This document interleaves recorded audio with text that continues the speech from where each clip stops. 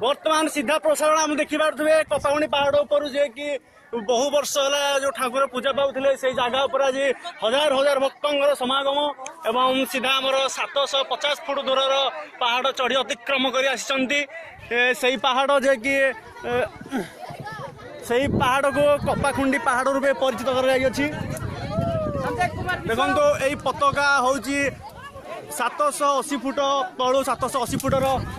विभक्ति है आराम से जातु गली पहला एवं भक्तर किभली समागम से पताका खुंट को छुईवाई यहीपटे देखो सीधा सड़क किभली भाव में भक्तर समागम हो चलतु सीधा सड़क जन भक्त सहित कथबार्ता हाँ से कौन अनुभूति रही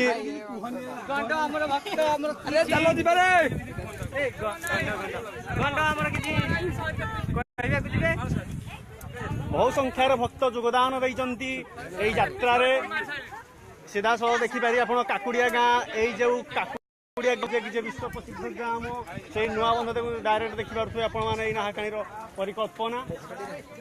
यही जन चलतु सीधा सड़क जन भक्त को पचारा कौन रही आसवा कपाखुंडी यात्रा आज आज संक्रांति रथ संक्रांति तेणुक आम बहुत एक्साइटेड अच्छु आज ऊपर पहाड़ पर चढ़ापी आज 500 मीटर मान पाखापाखि गोटे 780 मीटर तार मुझे भूल कही सरी तो 780 मीटर ऊपर आम बर्तमान आसचु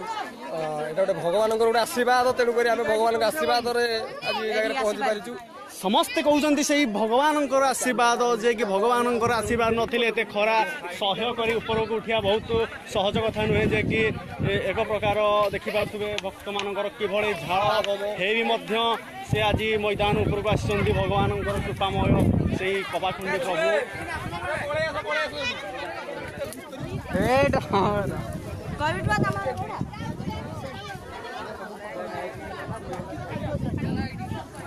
सीधा लाइव देखी पारे आराम से जातु पिला भक्त माने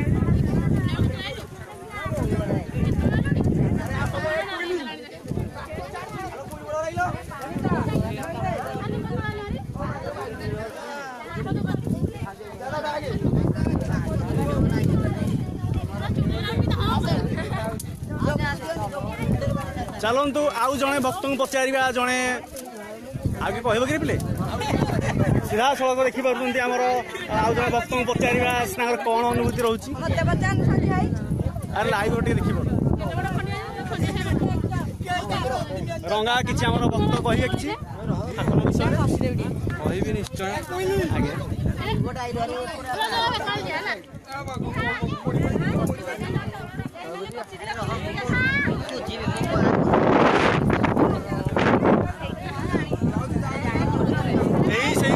पहाड़ जे कि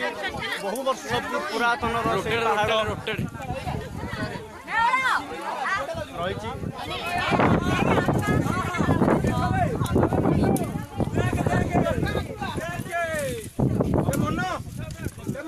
पिले से काकुड़िया आम सीधा जोड़ाई से काकुड़िया ग्राम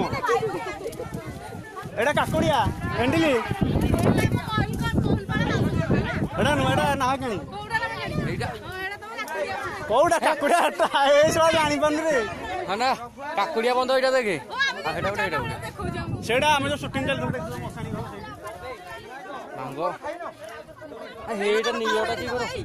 आराम से जीव आराम से पिले जीव